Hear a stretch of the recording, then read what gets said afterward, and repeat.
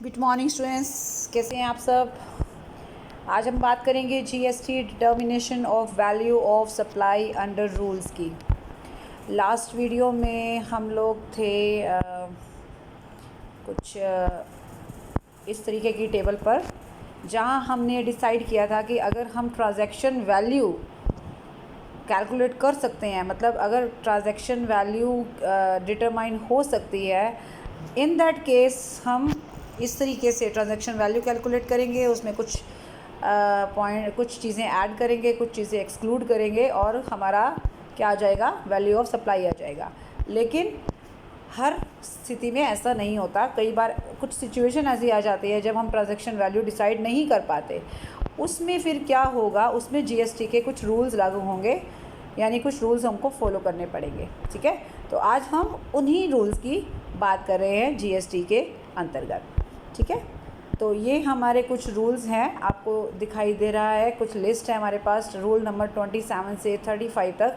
तो एक एक करके हम आज डिस्कस करते हैं। सबसे पहले बात आएगी रूल नंबर 27 की, जो कि है value of supply where the consideration is not wholly in money. मतलब क्या है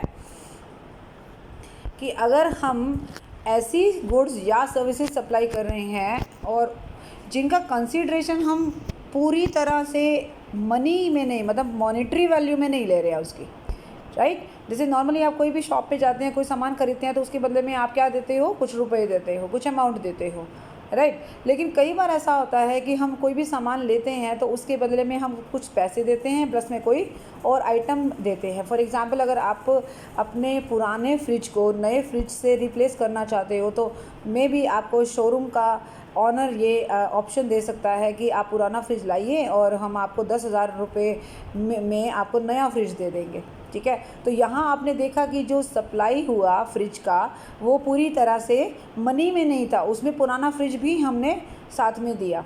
ठीक है, तो जब इस तरीके की कंडीशन आती है तो वहाँ पर ट्रांजैक्शन वैल्यू को कैलकुलेट करना थोड़ा सा मुश्किल होता है। So in that case we will follow some GST rules. तो अभी पहला जो रूल है वो ये कहता है कि जब आपका कंसिडरेशन पूरी तरह से मनी में नहीं है, उसमें क्या करना है, ये डायग्राम में ध्यान से देखना है आपको।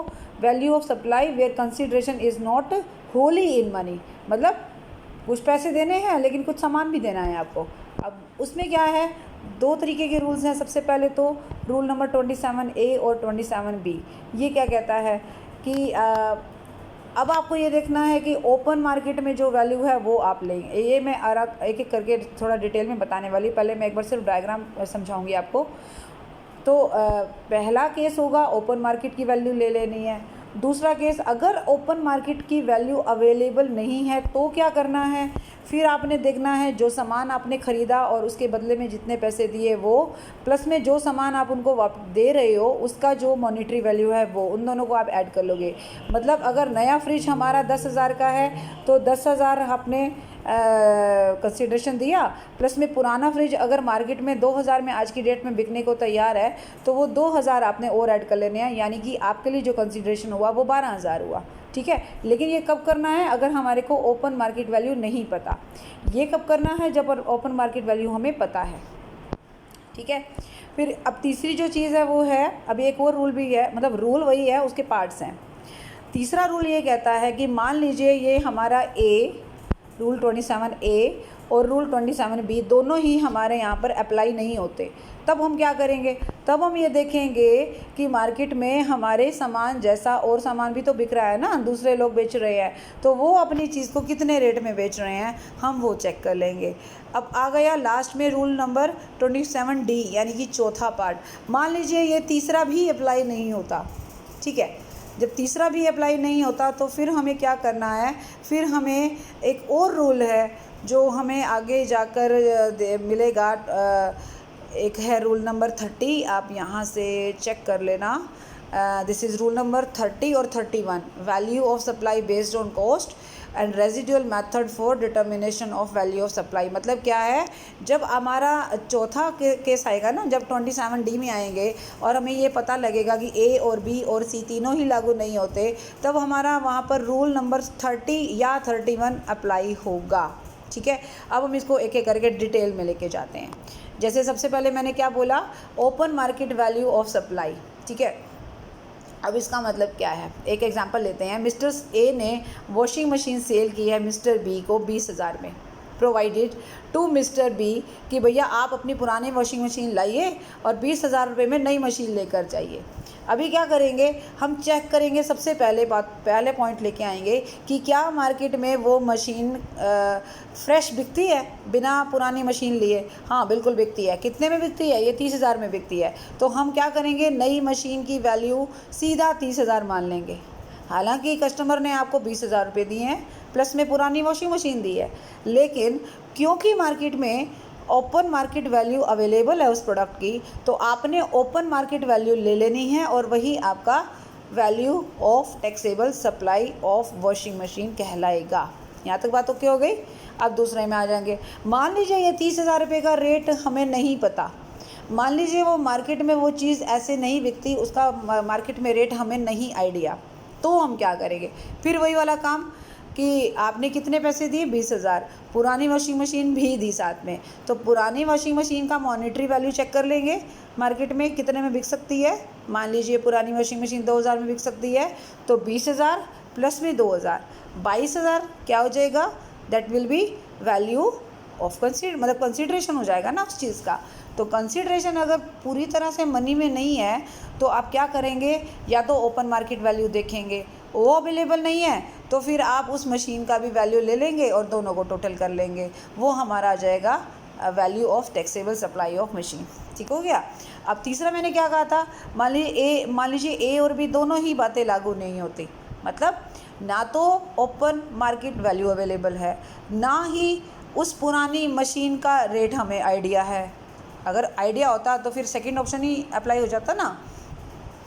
उस केस में हम क्या करेंगे, हम करेंगे उसको बोलते हैं लाइक काइंड एंड क्वालिटी, मतलब ऐसी ही कुछ और चीज़ें जो मार्केट में दूसरे प्रोड्यूसर या मैन्युफैक्चरर बेचते हैं उनको देखना पड़ेगा वो कितने में बेचते हैं, वही रेट आप मान लो, आपका वैल्यू ऑफ टैक्सेबल सप्लाई हो जाएगा। यहाँ पर पहले दोनों रूल अप्लाई नहीं होते, वहाँ पर ये वाला रूल अप्लाई होता है। ठीक है।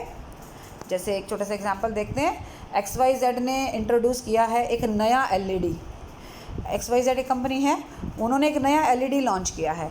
अब जब नया LED लॉन्च किया है तो उसका अभी तक कोई ओपन मार्केट वैल्यू नहीं होगा। ओके, उसके बाद जो है अगर ओपन मार्केट वैल्यू नहीं है तो फिर हमें क्या करना है कि हमें देखना है कि क्या आप कोई पुराना सामान भी हमें दे रहे हो, पुराने सामान का रेट नहीं आइडिया, चलो पहले दोनों ऑप्शन ही हमारे फेल हो गए।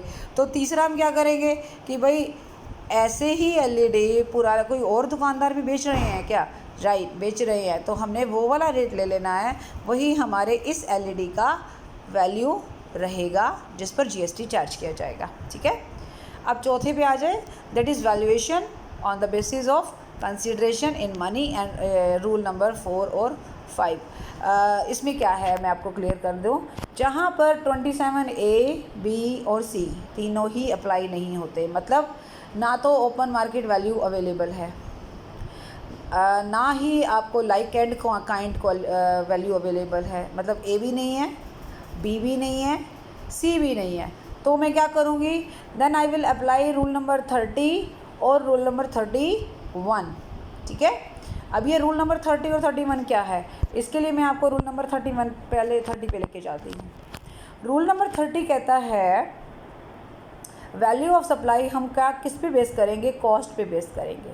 ठीक है। मान लीजिए आपने एक चीज़ 100 रुपये में किसी व्यक्ति को आप जिसको दे रहे हो उसकी वैल्यू आपके लिए 100 रुपये है, मतलब कॉस्ट आपके लिए 100 रुपीज़ है, तो 10% अपनी तरफ से ऐड कर लो और वो कितने में बन जाएगी, 110 रुपये में। तो that will be 110 for that product जो कि हमने कस्टमर को बेचा है। तो अभी मैंने बोला कि जब हमारा 27A, B और C अप्लाई नहीं होता तो हमको रूल नंबर 30 या 31 अप्लाई करना होता है। और 30 ये कहता है कि आप क्या करो, 110% ऑफ द कॉस्ट ले लो, मतलब जो भी कॉस्ट आए ना आपके लिए उसमें 10% अपनी तरफ से ऐड कर लो। ठीक है। ये हो गया हमारा रूल नंबर 30। अभी कॉस्ट का मतलब क्या है? कॉस्ट का मतलब आप सब समझते हैं, कॉस्ट ऑफ प्रोडक्शन है ये, या उस गुड्स की जो भी मैन्युफैक्चरिंग है। और अगर आपने खुद प्रोडक्शन या मैन्युफैक्चरिंग नहीं किया है तो कहीं से ख़रीद कर आप बेच रहे हो, इट मीन्स कि आपके लिए जो कॉस्ट ऑफ एक्विजिशन होगा, ठीक है। और सर्विसेज के लिए जो भी सर्विसेज आप दे रहे हो, उस सर्विसेज को देने में आपका जो खर्चा आ रहा है वो आपके लिए सर्विसेज की कॉस्ट मानी जाएगी। उसमें 10% और ऐड कर लेना, वो हमारा वैल्यू ऑफ सर्विस या वैल्यू ऑफ गुड्स माना जाएगा। जैसे एक छोटा सा एग्जांपल है, जेड लिमिटेड ने सेल किया है मिस्टर डी को 90,000 में क्या एक प्रोडक्ट। मिस्टर डी होल्ड करता है 30% share in the Z limited. Z ने डी को किया है ना, हाँ, डी को एक प्रोडक्ट खरीद बेचा, और जो डी है वो जेड की कंपनी में 30% शेयर भी रखता है। तो शायद आपको ध्यान आ गया होगा कि जब कोई भी पर्सन आपकी कंपनी में 25% या इस तरीके की होल्डिंग रखता है तो वो रिलेटेड पर्सन माना जाता है। और ट्रांजैक्शन वैल्यू कैलकुलेट करने के लिए रिलेटेड पर्सन नहीं होना चाहिए। मैंने पहले ही बोला था ना कि वहाँ पर रिलेटेड पर्सन जो है, सप्लायर और रिसिपिएंट आपस में रिलेट नहीं करने चाहिए, पर यहाँ तो रिलेशन क्लियर हो गया। जब रिलेशन क्लियर हो गया तो इसका मतलब ट्रांजैक्शन वैल्यू हम नहीं कैलकुलेट कर सकते। अब ट्रांजैक्शन वैल्यू कैलकुलेट नहीं कर सकते तो इसका मतलब हमारे को दूसरा मेथड अडॉप्ट करना पड़ेगा। और कौन सा मेथड? या तो ओपन मार्केट वैल्यू लो, और ओपन मार्केट वैल्यू नहीं है तो फिर आप और तरीके इस्तेमाल करो, ठीक है। अब वो कह रहा है ओपन मार्केट वैल्यू इस प्रोडक्ट की अवेलेबल नहीं है, ओके। इस प्रोडक्ट की like kind and quality value भी अवेलेबल नहीं है, ठीक है। कॉस्ट हमारी आई है इस प्रोडक्ट की 1 लाख रुपए। अब बताओ क्या करें? कोई बात नहीं, इसमें परेशान होने की बिल्कुल ज़रूरत नहीं है। तो चौथे पे आ जाओ, यानी रूल नंबर 30 आपके ऊपर अप्लाई होगा। एंड इसका मतलब होता है 1 लाख में 10% ऐड करो, यानी 1,10,000 हमारे लिए वैल्यू ऑफ टैक्सेबल सप्लाई हो जाएगा। सिंपल, ठीक है। एक रूल नंबर 31 और देख लेते हैं, residual method for determination of value of supply. Residual method होता है कि मतलब रेजिडुअल का मतलब होता है जो बच गया, ठीक है। तो अभी एक डायग्राम हम चेक कर लेते हैं पहले। रेजिडुअल मेथड का मतलब क्या है? यह रूल नंबर 31 है, एक्चुअली ये 31 है, 30 नहीं है, एक तो ध्यान करना, 31 है, ये प्रिंट हो गया है। गुड्स और सर्विसेज दोनों पे अगर अप्लाई होगा तो ये इस तरह से होगा। ये सर्विसेज के लिए, पहले मैं गुड्स एंड सर्विसेज दोनों के लिए लाती हूँ। देखिए, रूल नंबर 31 कब अप्लाई होगा वो ध्यान में रखना। अगर हमारे ऊपर रूल नंबर 27, 28, 29, 30 चारों ही अप्लाई नहीं होते किसी भी गुड्स या सर्विसेज पे, अगर ये चारों रूल अप्लाई नहीं होते, इसका मतलब आप रूल नंबर 31 में ऑटोमेटिकली जंप कर जाओगे, ठीक है। तो आपको रूल नंबर 31 फॉलो करना है। और रूल नंबर 31 क्या कहता है कि आप रीज़नेबल बेसिस बना लो। जैसे कई बार हम कहते हैं ना, हमने अपनी जजमेंट के ऊपर बेस कर लिया, ऐसे मतलब एक मान लिया कि ये वैल्यू होनी चाहिए। तो एक थोड़ा सा पास्ट एक्सपीरियंस भी होता है लोगों का, और कुछ उनको एक जजमेंट करने का तरीका भी आता है। तो उस बेसिस पे अगर कोई वो वैल्यूएशन कर लेते हैं अपनी गुड्स और सर्विसेज की सप्लाई का, तो उससे हम रूल नंबर 31 में डालते हैं। ये कब अप्लाई होगा? जब हमारा रूल नंबर 27 से 30 तक अप्लाई नहीं हो रहा, दोनों केसेस में, गुड्स और सर्विसेज के केस में। अब एक बार यहाँ और आ जाते हैं सर्विसेज के केस में। तो सर्विसेज के लिए अलग से क्यों किया? कभी कभी आपको ऐसा देखने को मिलेगा कि सर्विसेज के केस में कई बार रूल नंबर 27, 28, 29 तीन लागू नहीं होते, तो 30 लागू होता है। तो क्या आप 30 लागू करोगे या 31 करोगे? यहाँ पर ये सवाल है। तो आपके पास दो ऑप्शन है ना, 30 के भी और 31 के भी। तो आप 30 कब अप्लाई करोगे? 30 में आपको वही वाली बात होगी ना, 10% ऐड कर देना है, ठीक है।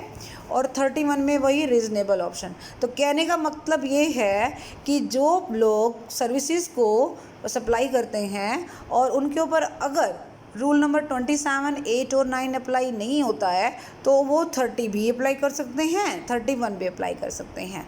लेकिन अगर गुड्स या सर्विसेज दोनों के केस में चारों ही अप्लाई नहीं हो रहे, तो ऑब्वियसली आपके पास और कुछ बचा हुआ नहीं है, तो 31 अप्लाई हो जाएगा, ठीक है। तो वापस चले हम अपनी बात पे। हम लोग पॉइंट नंबर 4 पे थे ना, जहाँ पर 27 A, B, C तीनों ही अप्लाई नहीं होते, तो वहाँ पर रूल नंबर क्या अप्लाई होगा? 30 या 31, जो भी आपको लगे कि सही सूट कर रहा है, ठीक है। जैसे एक एग्जांपल और ले लें, if for any reason the above method can not be, अच्छा ये तो हो गया, ये कोई एग्जांपल नहीं है, बस उन्होंने 10% ऐड करने के लिए बोला। यहाँ तक बात क्लियर हो गई। तो अभी हमारा कौन सा रूल कंप्लीट हुआ? हमारा रूल कंप्लीट हुआ था रूल नंबर, एक सेकेंड, हम कहाँ थे? हम लोग जीएसटी रूल्स स्टार्ट किए थे और मैंने रूल नंबर 27 स्टार्ट किया था। तो रूल नंबर 27 क्लियर हो गया था, ठीक है। ये वाले रूल देख रहे हैं ना, ये वाली आपके पास लिस्ट है पूरी। तो 27 क्लियर हो गया हमारा, जब हमारे पास कंसिडरेशन अमाउंट में पूरी तरह से नहीं होता। अब हमारा रूल नंबर 28 चलेगा, वो कहता है वैल्यू ऑफ सप्लाई कब? जब दोनों वर्सन या तो डिस्टिंक्ट हों या रिलेटेड हों। यहाँ पर डिस्टिंक्ट का मतलब पहले समझ लेते हैं। डिस्टिंक्ट का मतलब क्या है? डिस्टिंक्ट का मतलब है, वैसे तो डिस्टिंक्ट का मतलब होता है डिफरेंट। कभी कभी क्या होता है कि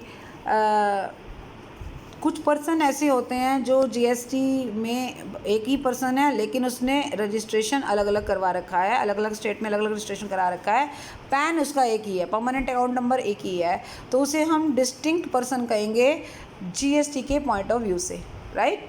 और दूसरा वो क्या बोल रहा है, जब जो भी सप्लाई ऑफ गुड्स और सर्विसेज है वो रिलेटेड पर्सन्स के बीच में हुई है।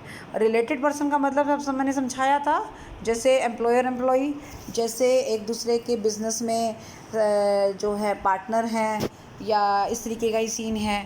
अब उसमें आप देख लेते हैं क्या है। पहले हेडिंग देखेंगे, value of supply between distinct और रिलेटेड पार्सल्स, ठीक है। चलिए, इसमें है हमारी, वैसे इसमें 4 चीज़ें हैं, इसमें 3 लिखा हुआ है, अदरवाइज़ एक चौथी चीज़ और भी है, वो बाद में देखते हैं। 28A में आ रहे हैं। सबसे पहले तो आप कोशिश करना ओपन मार्केट वैल्यू अवेलेबल है तो वो ले लेना। दूसरा, अगर वो अवेलेबल नहीं है तो आपको क्या लेना है, उसी तरह की सेम काइंड और क्वालिटी की गुड्स का जो वैल्यू है वो ले लेना है। अगर वो भी नहीं है, दोनों चीज़ें अवेलेबल नहीं है, देन आपको या तो रूल नंबर 30 या रूल नंबर 31 अप्लाई करना है। रूल नंबर 30 कहता है वही 10% ऐड कर दो कॉस्ट में, रूल नंबर 31 कहता है रीज़नेबल बेसिस पे करो। यहाँ तक बात क्लियर है? ये तो आपको ऐसा लग रहा होगा जैसे अभी हमने ऑलरेडी पढ़ चुके हैं। चलिए, अभी हम क्या बात कर रहे हैं, कंडीशन है हमारी कि सप्लायर और रिसिपिएंट दोनों या तो डिस्टिंक्ट हैं या रिलेटेड पर्सन हैं, ठीक है।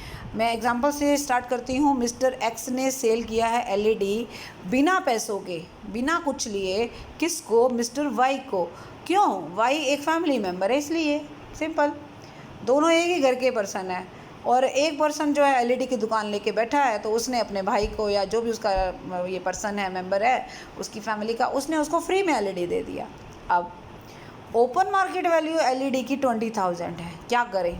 क्या कोई वैल्यू ले? क्या कोई जीएसटी चार्ज होगा? बिल्कुल होगा। तो लेकिन उसने तो उससे कोई कंसीडरेशन नहीं लिया। हमारा रूल नंबर 28 उन्हीं लोगों के लिए बना है जो कंसीडरेशन के बगैर सामान दे रहे हैं, ठीक है। तो कोई बात नहीं, आप कंसीडरेशन नहीं ले रहे हैं, लेकिन ओपन मार्केट वैल्यू में भी कंसीडरेशन है, दैट इज़ 20,000। तो जीएसटी 20,000 पे चार्ज होगा, ध्यान में रखना, ठीक है। अच्छा, इसी क्वेश्चन को मैं थोड़ा सा चेंज करती हूँ। मान लीजिए उसने अपने ब्रदर को 20,000 में दिया, जबकि ओपन मार्केट वैल्यू में उसका रेट 30,000 है, तो हम क्या लेंगे? तब हम 30,000 लेंगे, कारण रिलेटेड पर्सन का सीन नहीं देखना है हमने, तो फिर वो देखना है जो ओपन मार्केट वैल्यू में रेट अवेलेबल होगा। चलिए, अब आ जाते हैं आगे, value of supply like kind and quality. अब मान लीजिए हमारा ओपन मार्केट वैल्यू अवेलेबल नहीं है, देन हम देखेंगे कि मार्केट में दूसरे प्रोडक्ट की जो सेम प्रोडक्ट हैं उनका वैल्यू क्या रहेगा, वो चेक कर लो। जैसे एग्जांपल नंबर 5 में आ रहे हैं हम, XYZ ने सेल किया है एक प्रोडक्ट अपने एम्प्लॉई को। जैसे ही एम्प्लॉई को किया, समझ लिए रिलेटेड पर्सन आ गया, 20,000 में दिया उसको। ओपन मार्केट वैल्यू जो है अवेलेबल नहीं है, लेकिन किसी और कंपनी की अगर हम बात करें तो वो ऐसी चीज़ों को 25,000 में बेचती है। तो कोई बात नहीं, आपने अपने एम्प्लॉई को 20,000 में बेशक दिया हो, आप अपने एम्प्लॉई को चाहे फ्री में दे दो, लेकिन जीएसटी के पॉइंट ऑफ व्यू से तो क्या होगा, हम तो वैल्यू चेक करेंगे ही करेंगे। और मार्केट वैल्यू नहीं अवेलेबल हो तो लाइक क्वाइंट एंड क्वालिटी ले लेनी होती है, और वो है हमारी 25,000, तो वही हम ले लेंगे जीएसटी चार्ज करने के लिए, ठीक है। चलिए जी, नेक्स्ट आ रहा है हमारा determine by application of rule number 30। तो अगर हमारे पास ना तो ओपन मार्केट वैल्यू अवेलेबल है, ना लाइक एंड क्वांटिटी अवेलेबल है, क्वालिटी अवेलेबल है, तो अब आपको रूल नंबर 30 या 31 अप्लाई करना है। 30 कब करना है? जिसमें 10% ऐड कर देना है कॉस्ट में, तो वो हमारी वैल्यू हो जाएगी। और 31 में रीज़नेबल आपने ऑप्शन ले लेने हैं। तो यहाँ तक हमारी बात क्लियर हो गई है, ठीक है। ये एक तरह से एग्जाम्पल जो है दे रखा है। ये जो चौथा पॉइंट मैं कह रही थी ना कि वहाँ मिस हो गया, वो ये पॉइंट है। आप चाहो तो उस डायग्राम में ऐड कर सकते हो। क्या कहता है, कभी कभी पहले तीनों बातें ही हमारे पर लागू नहीं होती। ना तो पहला ओपन मार्केट वैल्यू वाला, ना दूसरा लाइक क्वांटिटी एंड क्वालिटी वाला, ना तीसरा रूल नंबर 30, 34, 31 ये भी नहीं करना हमने। तो क्या करें? तो फिर हम ये करेंगे कि अगर मान लीजिए हमने जिसको गुड्स सप्लाई की है, अगर वो अपने लिए कंज्यूम ना करके उस गुड्स को फर्दर सप्लाई करता है, तो अपने कस्टमर जो उसका कस्टमर रिलेटेड नहीं होना चाहिए। ध्यान में रखना, यहाँ पर सप्लायर और रिसिपिएंट रिलेटेड है। मान लो एक ब्रदर ने दूसरे ब्रदर को कुछ चीज़ें दी हैं, ठीक है, ओके। लेकिन हमारे को ना तो ओपन मार्केट वैल्यू का पता, ना लाइक एंड क्वालिटी का, काइंड एंड क्वालिटी का पता, ना रूल नंबर 30 और 31 हम अप्लाई कर रहे हैं। तो हम ये देखेंगे कि क्या आपके ब्रदर ने उन चीज़ों को आगे किसी को बेचा है, क्या बेचा है, किसको बेचा है, कस्टमर को बेचा है। क्या वो कस्टमर उसका रिलेटेड पर्सन तो नहीं है? नहीं है। देन उसको जिसने में बेचा है, मान लीजिए अब आप एग्जांपल चेक कर लीजिए, उससे आपको ज़्यादा आइडिया हो जाएगा। XYZ ने सेल किया है एक प्रोडक्ट मिस्टर ए को 45,000 में। मिस्टर ए 30% शेयर्स होल्ड करता है इसमें, इसका मतलब रिलेटेड पर्सन हो गया। Open market value not available, right. Kind and quality not available, पहले दोनों फेल हो गए। Price changed for the supply of product of like kind and quality by the mister A from his customer, यानी कि price जो charge किया है आप उस पर्सन ने जिसको हमने ये प्रोडक्ट दिया था, तो कितने में? 45,000 में। उसने अपने कस्टमर को 50,000 में दिया। वो कस्टमर रिलेटेड नहीं होना चाहिए, यहाँ पे लिखा हुआ है not being a related person.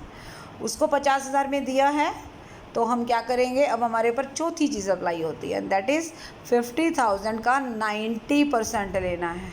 याद रखिए, 50,000 का 90% लेना है। जब आप उस चीज़ को फर्दर किसी को सप्लाई करते हो और वो आपका रिलेटेड पर्सन नहीं है, तो आप उसको जितने में भी सप्लाई करते हो उसका 90% कर लेना। वो आपके लिए, यानी आपके और आपके सप्लायर के लिए वैल्यू बन जाएगी GST के लिए, और इस 90,000 पे आपको चार्ज करना पड़ेगा। मतलब इस क्वेश्चन में क्या है, हम ये मान लेंगे जैसे इसने इसको 45,000 में दिया था, बाई चांस ये 45,000 आया है, ये ध्यान में रखना। कहीं ये मत सोचना कि ये वही 45,000 है तो यहाँ है, नो, वो तो बाई चांस 90,000 किया तो 45,000 आया। मान लीजिए यहाँ 50 की जगह 60 होता, तो मैं 60,000 का 90 करती थी, यहाँ तो 54 आना था ना, ठीक है। तो इसका मतलब यही होता कि यहाँ पे देखो, जैसे इसने 45,000 में ए ने बी को दिया, बी ने आगे सी को दिया। ए ने बी को दिया 45 में, पर ए और बी रिलेटेड हैं। बी ने सी को दिया है, बी और सी रिलेटेड नहीं है।